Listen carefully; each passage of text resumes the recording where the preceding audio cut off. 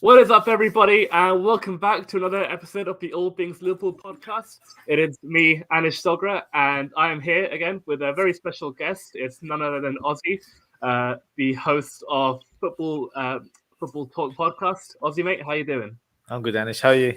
Very well, thank you. Very excited for this weekend, of course. The biggest game of the campaign. Game of the season for everyone. So yeah, Game big of the game. season, yeah. Exactly, yeah. I mean, I think everyone, even if you weren't a Liverpool or Man City fan, they're all talking about it. They're all going to be tuning in.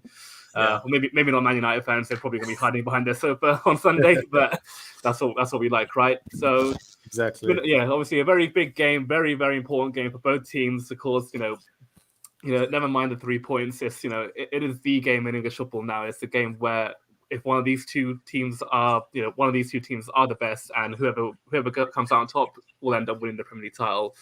And that's essentially the case this Sunday, isn't it? So, of course, we're a point behind. We have to go there and essentially win the game. We have to win the game to go top. Probably have to avoid a defeat at all costs because if a 4-point gap opens up, then you're looking at, you might be looking at it and thinking it might be too much. So yeah, let's get stuck into it. How are you feeling ahead of it? I'm nervous but excited at the same time. So one of those sort of like hair on end sort of feelings that you have going up to a big game. I'm confident Liverpool can do the job, as I feel like we've got the momentum right now in terms of recent wins. I wouldn't say we've been playing great recently. I think we've been able to sort of get the wins, kind of like that championship sort of quality where you perform average, but you get the win at the end of the day. So on the other hand, Man City, I feel like they're not playing their best form, but they are in better form than Liverpool right now, and they're performing better. So it's literally a flip of a coin. Obviously, we're both Liverpool fans, so we'll be more towards Liverpool on this side, but it could literally go either way. My sort of concern would be the lineup in terms of who plays in our midfield, because I think a lot of people are quite happy with Naby Keita playing there. Me personally, and I might be, shocking a few fans here, I'm not his biggest fan. I haven't been impressed with how he's performed this year. I know he had a decent performance midweek against Benfica, but for me, he's not been consistent enough to kind of cement a place in that midfield. So midfield will be that key battle, I think, this game. Thiago's picked up form as well, which is fantastic timing for us. Up front, we've got 5 great attackers to choose from. So what do you think? Who do you think should start in that game? Because it literally could be any of those 5 guys from our team. Absolutely. Like, for the first time in Klopp's tenure since he came in October 2015, there are genuine options now in that attack, in midfield, and even in defense now, I'd say. Yeah. If it was me, I probably would go with attack of Salah, Jota, and Diaz. I think that would be my preferred 3, just purely because of form. I mean, okay, in terms of form, Salah isn't in the greatest at the moment, but in the big games he turns up, and he has turned up for pretty much every game, every season, in the 4 or 5 years he's been at Liverpool. So Salah for me, shoe in on that right channel. Jota for me up front. I feel like he's now the long-term replacement for Bobby. I mean, don't get me wrong, I still love Bobby, and it'll be a sad day for when he leaves, because he was the guy who kind of started the Klopp era and started us on this success. But you can see him kind of winding down a little bit. His finishing isn't quite there. He's maybe lost a little bit of pace. Sometimes like his passes aren't quite there, but he's still very good, but just not as good as what he was. So Jota for me, the guy in form, 20 goals in all seasons 20 goals in all competitions this season, and any type of goal, and every type of goal he scores, left foot, right foot, and for a guy who's he's quite short, I think he's under 6 foot, but the amount of headers he wins is ridiculous. So him for me up top, and then I think we have to go with Diaz on that left wing, because there was a comparison I heard on TalkSport the other day. I think it was from Jason Cundy, where Diaz was compared to Sadio Mane, and Mane at the beginning of his Liverpool career, where he was so dangerous, he was so unpredictable, you didn't know where he was going to go, what he was going to do, and that reminds me a lot like Diaz right now, where He's just so dangerous, so skillful. He always wants to take a man on. It doesn't matter if he has two players on him. He looks like he can beat them, and we saw that on so many occasions. On Wednesday, we've seen that pretty much every single time he's been starting for Liverpool. And then again with Mane as well, a bit like Firmino, he's still very good. Still, he's got 14 or 15 in all comps this season, so he's he is finding the net on a regular basis. But not as dangerous. Not the guy who looks like he could tear a defender apart and make him wish he never played. Yeah. So that would be the attack for me. I think that would be the one that would cause the most problems. And then, like you said at the beginning of this question, the 5 attackers that we have. So even if one of them is off their game, or even 2 of them are off their game, we have options there to change it up. And it's worked out very well, hasn't it, in recent weeks? You look at Firmino against Arsenal and against Inter Milan, came off the bench, got 2 really, really important goals. So there's great options there. What would you pick for that front 3?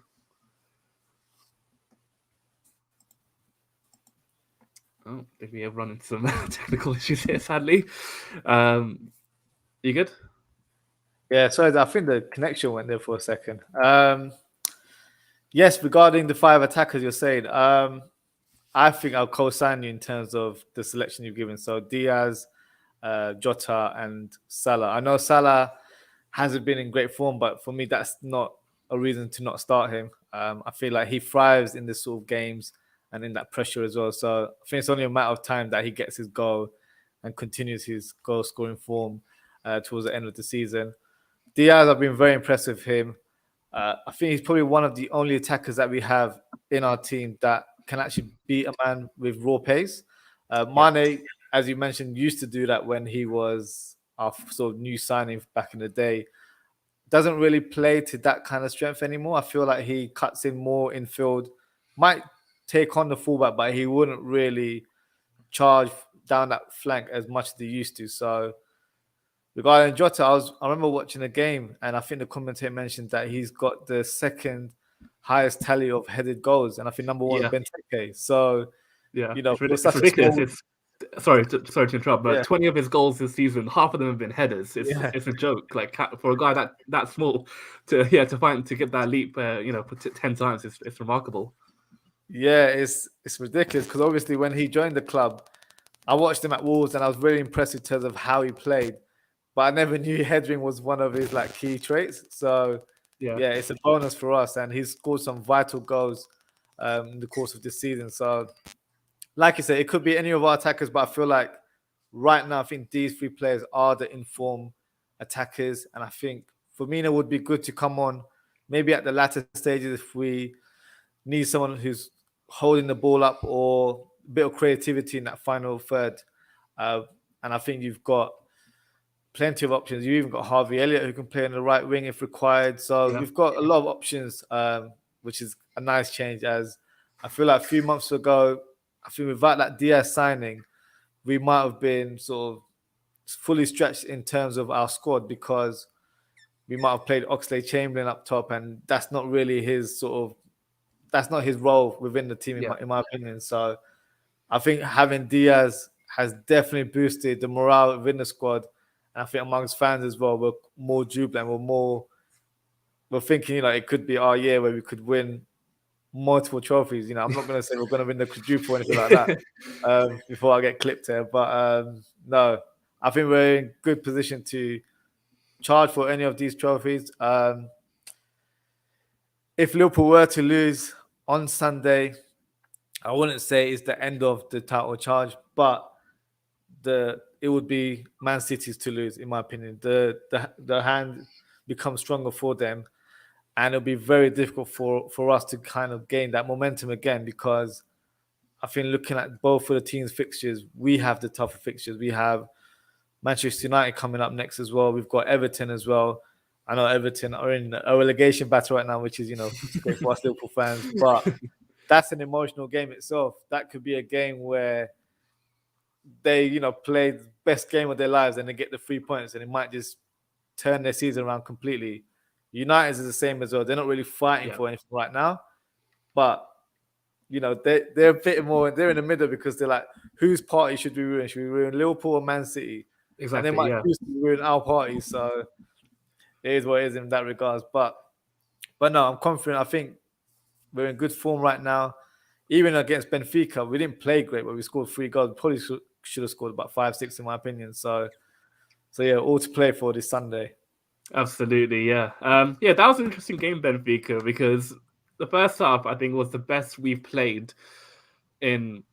I don't know. Like we've not played well this calendar year, in my opinion. I think the first like 20, 30 minutes against Crystal Palace when we went 2-0 up, I thought that was very, very good. But then again, we were sloppy. We let them back into it. But in so many games in recent weeks, and even though we're on a 10-game winning run, I feel like 6 or 7 of those could have got against us. West Ham, I think we were just about won that game. I think they had like 2 or 3 good chances to get a draw, or even a win. Arsenal, again, we won that game, but they had good chances as well. Like at 0-0, of course, that one with Odegaard when Thiago played that backward pass. But yeah, against Benfica, for the first half, it was like, it's a Liverpool that we know that we've seen and we know they can play, where they were dominant, they were aggressive, they were winning the second balls, they were pressing every single time a Benfica player won the ball back or had it in possession. And yeah, like you said, it should have been 5-0 at half time. It's not an exaggeration. I think, Salah missed basically a 1-on-1 after another great Trent pass. I think Naby Keita had like a header where he mistimed it. He also had a shot blocked. So it was very impressive. But then again, that bit of sloppiness in that second half, a small mistake from Kanate, of course, we'll forgive him for that because he's still young and he's been very impressive this season. But again, letting them back into it. And then, we kind of went into our shell a little bit. Alisson had to make a good save, and we soak up a bit of pressure. So, yeah, going into the game, I think if we can try and replicate that first half against Benfica, will be a real problem for Manchester City. And I do think we will play like that, because whenever we play a top team, you rarely ever see Liverpool not start well or not be right at it. Especially against the toughest team in the world, in my opinion. Yeah, you'll see that Klopp will set them out from the get go. He'll make sure we're hard to beat. We're right on it. Our energy is top tier, and I think the greatest thing as well going into this match is we have a fully fit squad, which is absolutely huge. We have obviously the 5 attackers all fit and all available. The midfield, of course, Naby Keita didn't break his ankle again, which is great. And even players like Oxlade-Chamberlain, they're there to be called upon if needed. Jason Milner's there if needed, and. And again, we saw, I think Jordan Henderson didn't start on Wednesday, so great. He didn't have to use much energy. Thiago, I think, came off after an hour, I think, so he got a bit of rest time as well. So yeah, going into that, preferred 11s, what would be your first choice team? For Liverpool, I would go for Robertson, Van Dijk, and I'd bring back Matip into the lineup. And I have to start Trent Alexander-Arnold. I think he's going to be key in terms of how we play. Obviously, you're Liverpool fans, so I don't need to elaborate too much in terms of how amazing Trent is. But his passing is, for me, just out of this world. And I think the game against Benfica showcased that completely. So he'll be quite vital. And I think in midfield, I would play Fabinho, Thiago, and I'd go for Henderson. And the reason I go for Henderson is because Henderson's been really good this year, where he tends to drift on the right-hand side, and that allows Trent Alexander to cut inside. And that's where Trent can be quite lethal in terms of that final pass to the attackers. So then I think Trent, Salah, and Henderson play like a triangle on that right-hand side. So that's quite that relationship is crucial, isn't it? Yeah. So like when Trent goes forward, Henderson could drop in and cover right back if needed. Exactly, and then Salah can drift inside if required. So it's a lot of sort of flexibility within that right-hand side. So for me, that's going to be key in terms of our setup. And front three, like we mentioned, I'm going to go for Diaz, Jota, and Salah. I think Diaz has been in such great form. I know he played the full 90 minutes against Benfica, but I feel like he's in such rich vein of form, you have to throw him in there. And I believe the last time he faced Man City, he scored a wonder goal as well in the Champions League last season. So he did, didn't he? Yeah, that's a good point. I just remembered that. I think he cut him from the left-hand side, didn't he? Just like ripped one into the top corner. Yeah. And I think, like you mentioned as well, whenever we play against the top teams, we're quite aggressive in our play. And I feel like this game is no difference. We have to be aggressive as soon as we begin. So for me, that's why I'd start with Diaz. Today, I was thinking about the lineup as well. And I was thinking, maybe Mane is a bit more suited because he's got the experience of playing these games a bit more. I feel like when you've got such raw pace in Diaz, I feel like that's really going to hurt the fullback. It will probably be Kyle Walker, in my opinion, and I know he's one of the fastest fullbacks in the league, but that's going to be a battle itself when they go head to head. So with Diaz sort of penetrating that wing, I feel like he will probably push Walker back and play more of a deeper role. So I feel like that will be useful for us, especially in that first half an hour. So if we're able to get a goal in that first half an hour, I feel like that would put us in a good position going into second half. So yeah, that's my lineup. What about yourself? I'll actually say, yeah, I'll second that. Yeah, I don't think maybe Joel Matip. I think he's the only one that I love Joel Matip. I'm a big fan of the Joel Matip fan club, and no context Matip. He's he's an absolute character, and I love him to bits. But on his day, I actually think he's just as good as Van Dijk, maybe even better. It might be controversial saying that, but I think Joel Matip is that good. But what lets him down sometimes, I feel, is he's a bit too lax. He's a bit too casual with possession sometimes, where he'll try a pass, to the left back or right back, and he doesn't put enough power into it, or doesn't get enough, a strong enough connection, and it'll be cut out. So it's a couple of moments like that where I think if he could cut that out, cut a little bit of that sloppiness, he's absolutely fantastic. And even now, I'm making this comment. I think I'm nitpicking really, because he's been near flawless this season, and I think for the first time in his Liverpool career, he's actually been fit. I can't remember him having to miss 2 or 3 games, touchwood, in a row this season. So it's been fantastic being able to call upon him this season. But yeah, if he can cut that out, then I'll happily have like to see him start on Sunday. And again, with the rest of the team, Van Dijk, of course, absolutely no question. Robbo as well, Alisson, of course, in goal, and Trent as well going forward. Absolutely unbelievable. Like he said against Benfica, that a couple of the passes, the one he made for the goal essentially when Diaz knocked it to Mane, and then the one where Salah missed it. So having that going forward is absolutely crucial. And to be fair, I think I want to give a bit of a shout out to Joe Gomez, because he was really good, wasn't he? Last week against Watford, I think 2 or 3 crosses. They were, you if you didn't know who that was, you might think it was Trent putting those balls in, because they were that good. It was like, it was like a replica. So yeah, I think he's done very well too recently, and I wouldn't honestly mind if he came in, just because of that defensive nous he has over Trent, because I think the great way to really say what kind of player Trent is. He's the kind of guy who might cost you a goal, but he might score you 2. I think that's quite a fair assumption to make, because sometimes defensively he's a little bit naive, and again, he's still very, very young, and he will sort these issues out down the line when he gets older. Yeah, if Gomez came in also, I wouldn't be disappointed by that. It's just because of the defensive capability, and as we saw last week, he clearly can cross the ball, and he can produce a good final pass. And then in terms of midfield, again, I couldn't I can't disagree with any of that. Henderson, he's the captain, he's the leader. He'll always start in these big games, and as good as he is a good player. Of course, he is also. I feel he is slowing down a bit this season, but he's still absolutely vital. But it's those leadership qualities which you can't buy. No matter how much money you throw at it, you can't buy those leadership qualities. And he is. He is. In my opinion, I think he's replaced Gerrard perfectly as a captain. And then Thiago, absolute. He's the star in that midfield, isn't he? He's the one who, has so much flair, so much creativity. I mean, the passing we saw. We've seen it all season. It's an absolute joke. Even if he's looking one way, he can pass it the other way, no problem. Even if it's 60 yards or 70 yards, he'll find the man. So absolutely him in there, and then of course Fabinho, protecting that back four as he has done all season. And then the front three. So Salah, Jota, and Diaz. And I think another point to make that's worth mentioning, with that front three, they all play in their preferred positions. So like we saw in the week, it was a Salah, Diaz, Mane front three, and then that because Diaz can only play in that left channel, and that's where he's most comfortable and where he's at his strongest.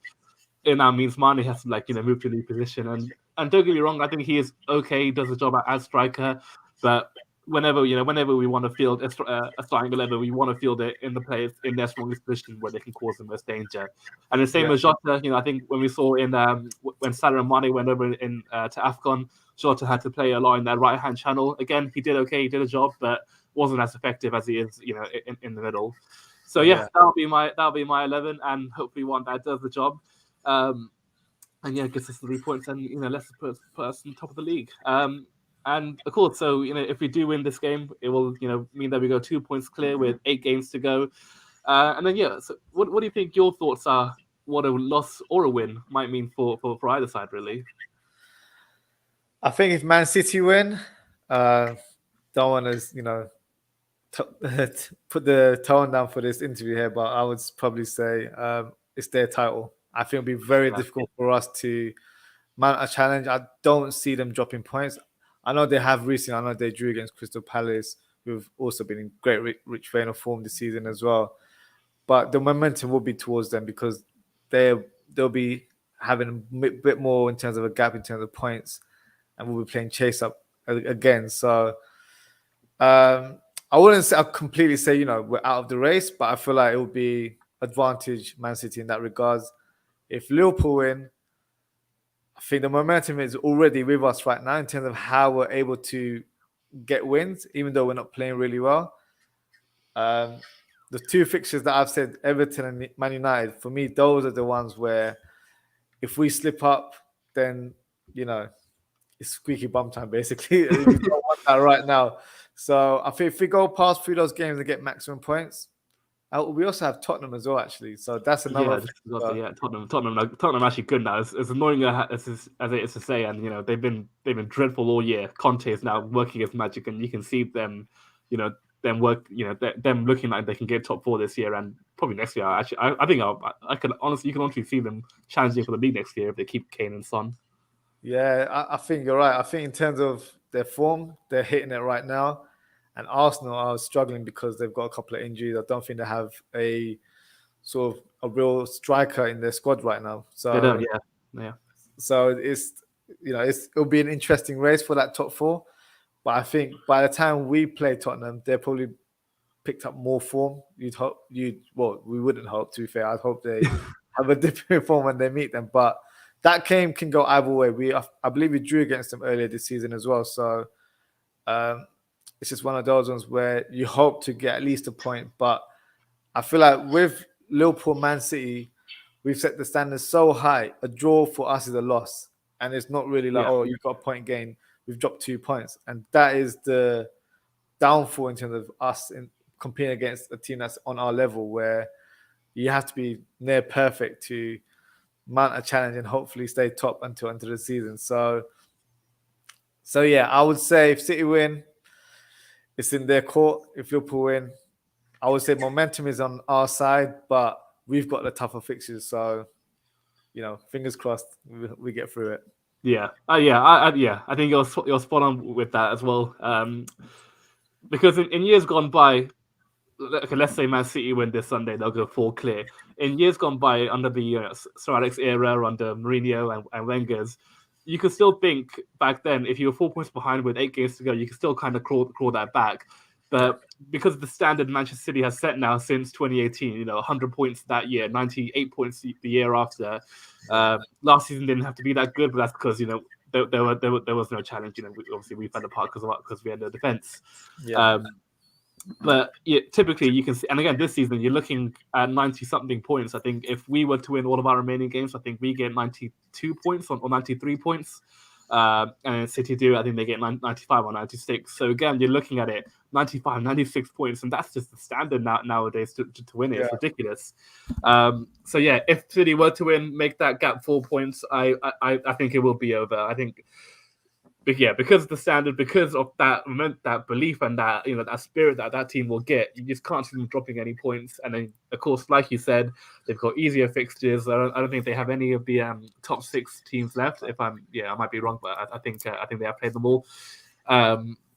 So it's just teams now that will be bottom of the league or in mid-table, nothing to play for. I know they got Steven Gerrard's Aston Villa, so of course we can hope for a miracle there on the final day. Hopefully some Coutinho and Danny Ings magic. But again, it's looking it would be unlikely, and you would have to think City would get the job done, especially as it's on the final day. I think they're at home as well. Yeah. So 4 points, I think it would be over. I think then we focus on the Champions League and of course the FA Cup, which again we'll be playing against them next week. Yeah. And yeah, also like you said, with Manchester United and Everton, of course, terrible seasons. Everton, could go down, and it brings a smile to my face. But honestly, I don't want it to go down because it's basically 6 points guaranteed for us this season, and it's always a fun time playing against Everton. I'm not sure how old you are, but they've not won a trophy in my lifetime. I was born in 1996, and the last time they won it was 95. So I still haven't seen Everton lift the trophy at Wembley, which is great to see. But yeah, Everton, and Man United, of course, United struggling a lot this season. There's so many problems in the club. From the top, players on the pitch as well. Like players like Pogba leaving, Ronaldo doesn't seem very happy. Bruno's been off form this season. Marcus Rashford, of course, looking unhappy. Maguire and Shaw, very very bad this season too. But these are the kind of games that they'll live for. They will live to ruin Liverpool's any kind of success Liverpool can have, because yes, I know Manchester United will be letting Man City win, but with all due respect to Man City, they're not a big club in terms of support and fan base. Of course, they will get bigger. There's no doubt about that. They will get more fans, but in the current present, I mean, I don't know any. I know one City fan, and that says it all. In the office that I know, in our work where I work in all the groups I'm in, I don't know any City fans. So if they were to win it, you wouldn't really hear much. But if Liverpool win it, you wouldn't hear the end of it. And if we were to win the quadruple, even again, I don't think it will happen. I know it won't happen. It's stupid that I'm even thinking about it. But if it were to happen, it would literally be the end of every single club and every single one of their fans, because they will never have a comeback. So United, Everton, of course, would love to love to ruin our parade and love to screw us over if they can. But I think if we were to come out with the win on Sunday, again, it will give us that belief. It will give us that motivation and that the fact that we were 14 points behind on, I think it was like in the beginning of January. City played Chelsea. They went 14 clear off Liverpool. Again, of course, we had 2 games in hand, but they were 2 tough games in hand. One of them was against Crystal Palace, and I think the other one was Arsenal. So it was a real mountain to climb, and to go from 14 behind to 2 clear, it's quite a remarkable turnaround, and you can only see Klopp and Liverpool going all the way from there, in my opinion. And not only that, I think if we were to win, you would have to assume as well, like, we would basically need to win the remaining games, because you can't see, again, even if City would lose, you still can't see them dropping many points because of how they are, because of how Guardiola is. And yes, I know they don't have a striker, but there's still an unbelievable amount of talent in that team. You would have to think they would go on and win their remaining games. So for us as well, we would have to match that and make sure we win too. And you're looking at an 18-match winning run then, if to win your title. And if that were to happen, it'd also be a Premier League record. It'd be the longest winning streak in league history. I think the current is 17, which was set by us in the year we won it, and the year Man City got the Centurion season. So again, really, really tough ask, really difficult, but one that we can, and one that I hope that we can do. So of course, with the current one that we're on a 10-match winning run, and we could make that 11, of course. And under the Guardiola and Jurgen Klopp era, we've seen such remarkable winning streaks. Of course, the 17-match that we both set, when we won the title, of course, and when City did the Centurion. In your opinion, do you think these two sides, and obviously these two managers, are the greatest the Premier League have ever seen? I would have to say so, to be honest with you. I think arguably they're both the best managers in the world right now. I think in previous times and previous eras, we've had obviously amazing managers in terms of like Sir Alex Ferguson, and you've got your Jose Mourinho's and those type of managers there. But these two are elite in the world of football right now. So that's one point there in terms of we've got the 2 best managers in our league right now. And even if you look at both of our squads, I feel like obviously Man City have had lots of money to spend to build that squad. We haven't had that much, but we've been really smart in terms of our recruitment. The squad itself, for me, is probably the best squads in recent history anyway. So That's another factor there. And obviously, if you just look at the last few years in terms of how we've been head to head, both teams have had to have 12, 14, 16 game winning streaks to even try and compete against each other. That hasn't really happened in the past. And obviously, the season that we lost by 1 point, that was a record winning tally for previous years. So for me, it shows that both teams have kind of upped the level in terms of competitiveness in the league. But I feel like that showcases it with the previous eras as well, in my opinion. So obviously, we've got an amazing manager in Klopp where he's definitely changed our fortune in the last few years. So we've seen, for me, in my lifetime, this is the best football that I've seen for Liverpool. Probably one of the best managers as well. And squad, I feel like there's always been times in Liverpool era where we've always had a good 11 and maybe we've had like a few good substitutes on the bench, but we've never had 20 plus good players that can compete. We've got 2 good players in each position. Well, almost. I wouldn't say right back. We still need a right back, in my opinion. But everywhere else across the squad, we've got quality everywhere, and we've got youngsters coming through that are set to be the next big thing as well. Like you've got Harvey Elliott. Fingers crossed we'll get Fabio Carvalho coming in from Fulham as well. Yeah, that looks like a done deal, isn't it? Yeah, and he's an exciting prospect itself. So no, in terms of our future is looking bright, but maybe it's a bit of a biasness from my part, but I feel like we're seeing the 2 best teams in recent Premier League history, in my opinion. Yeah, I can only agree. It's something that I talked about a couple of weeks ago about these 2 teams and the standard they set and the football they're producing and the players and the way that the players are, how much the players are doing to get these winning runs, and you have to wholeheartedly agree. That the 18-19 season, 97 points that you don't win the Premier League title, it's unheard of, and it's what we had to do to try and win it. 17. I don't know how many. I think 30 years of the Premier League since 1992. That wins the title in 28 of the 30 years. Yeah. So it's crazy, and it's amazing what these 2 managers have done and what they've achieved, how they've achieved it. I know people always mention Pep Guardiola and the money, but City have been rich for 10 years now, and under the years of Roberto Mancini, they won 1 title, but they fell away a few times. Same under Manuel Pellegrini, again 1 title, but didn't really look like this kind of team.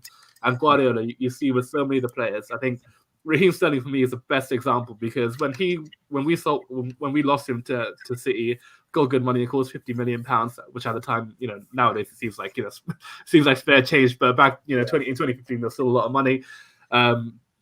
Sterling, he didn't really hit the high City. The first season he was okay, did some good things, but struggled as well.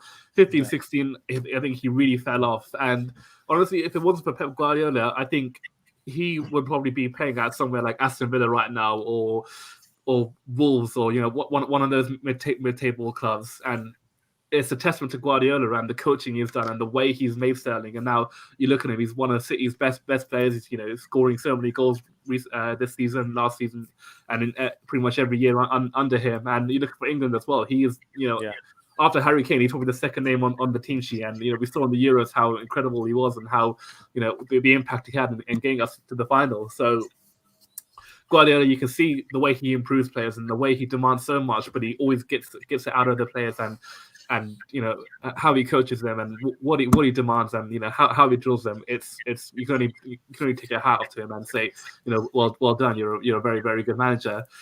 So for me, the 2 greatest sides in the 2 greatest sides in Premier League history. I don't think Sir Alex's achievements are close to theirs.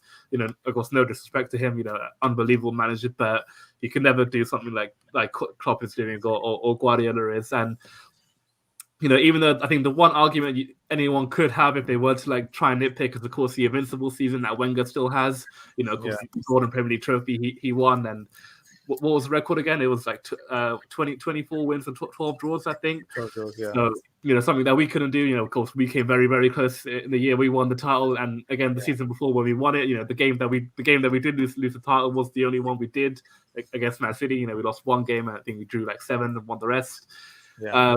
That's the only argument you could make. But when you look at the points, look at the wins, the manner of wins, whether it's a 5-0, 6-0 hammering, or whether it's a scrappy 1-0 win, these teams know how to win, and it's because of the way Klopp and Guardiola has instilled into them, to never give up and to always keep going in the last minute.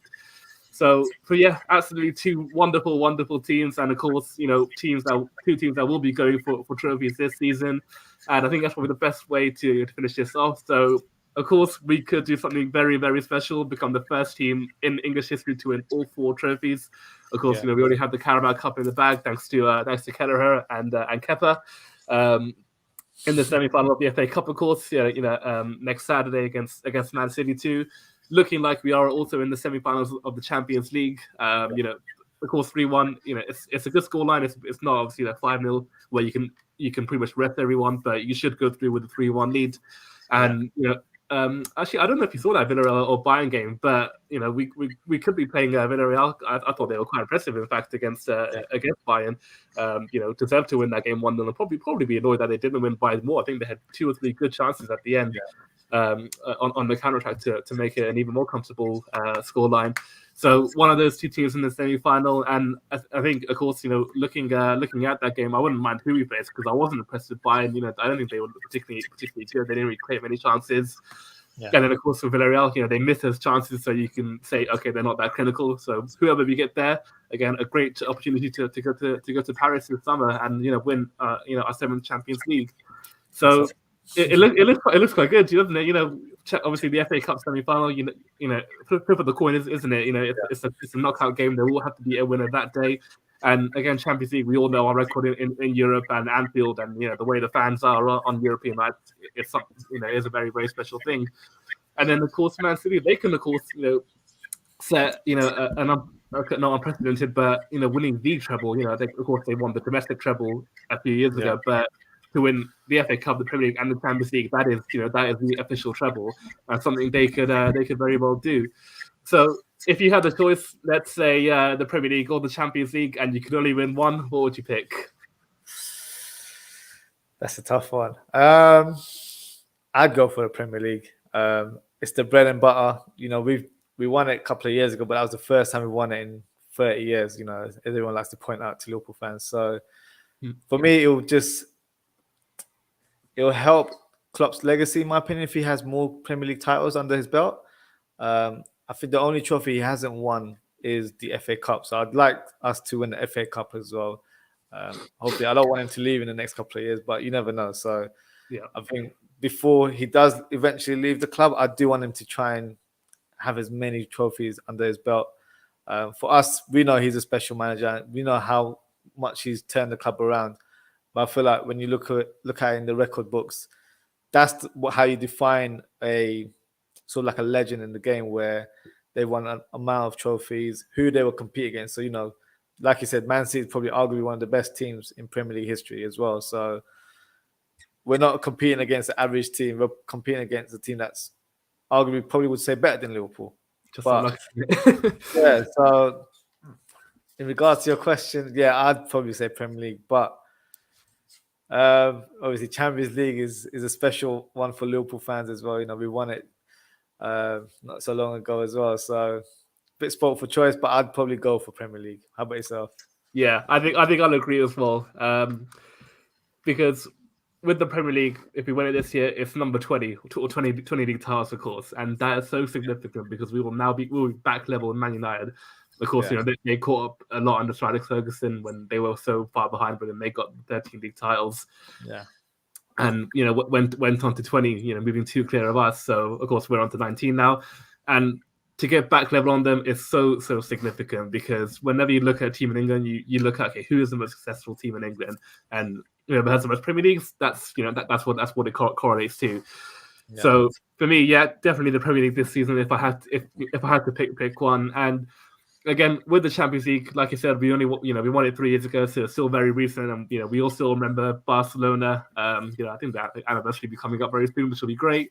So if we want to win the Champions League this season, I wouldn't be too disappointed, and I'd much rather win the Premier League, especially because with Man United and with the current state, they don't even look like winning a trophy, never mind the Premier League at any time soon.